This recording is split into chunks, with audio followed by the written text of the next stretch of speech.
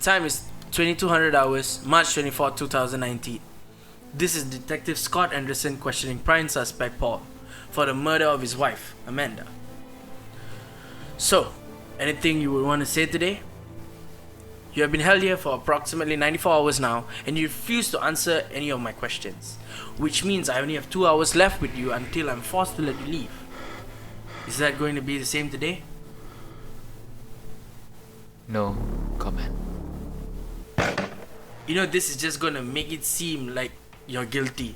Do you not want to defend yourself at all and prove your innocence?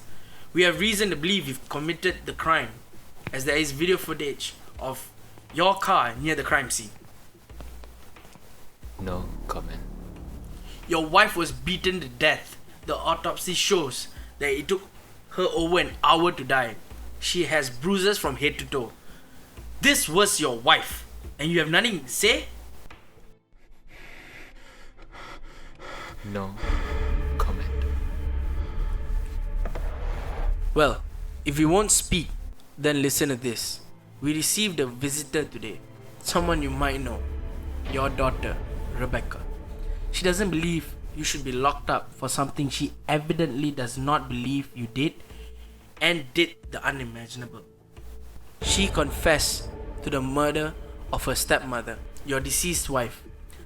She said she and her boyfriend did the act because Amanda would beat and torment her. So I guess you will be able to walk out of here and your daughter will be locked away. Your 18-year-old beautiful child will be sent to jail. And let me tell you one thing. A girl with a pretty face like that can only expect one thing in prison.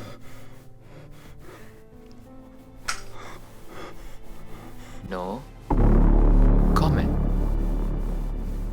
I have a daughter, and I would do anything to keep her away from a life that yours is about to go in. A life of torment, of abuse, of poverty. Oh well, I guess we can just wrap this up. I'll get you out of here, and you're free to go and say bye to your daughter. Forever. Because she's going away for a long time. Stop. Look, she didn't do anything. She's just trying to protect her old man. She's always been that way. It wasn't her, and it wasn't me. Then who was it? It was him. The man she was sleeping with. Go on. His name is Frank. She was having an affair for over 2 months before I caught her. I was going to leave her. Rebecca and I were going to go and get on with our life. But Amanda wouldn't let me. She begged, pleaded, and she said I was the only man for her. And what did you do? What do you think? She was my wife. The love of my life. Of course I'd give her a second chance. So she said she was off to break it. Off with Frank and be done with it. That was the last time I saw her. As proved, my wife's body was found near his place and her car was parked outside his house. I drove after her at first, but then I turned around. I don't know why.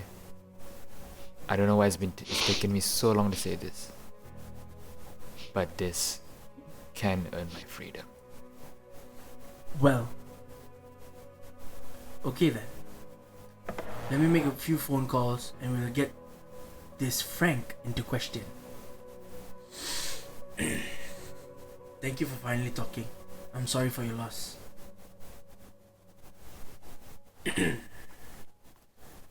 There's just one thing. The location of your wife's body was never revealed. No one apart from myself and the pathologist knew of the location. We wanted to ensure this was kept quiet until we knew who was guilty. Here's what I think happened. I think you caught your wife having the affair, and instead of her saying she will dump him and stay with you, she said she was going to leave your sorry ass and left. You were filled with rage and anger that you drove after her, and when she got out of the car, you attacked. You took her into the woods and beat her relentlessly until you ended up killing her. It doesn't matter what your intentions were. You were just so angry that you couldn't stop. Now, what do you make of that?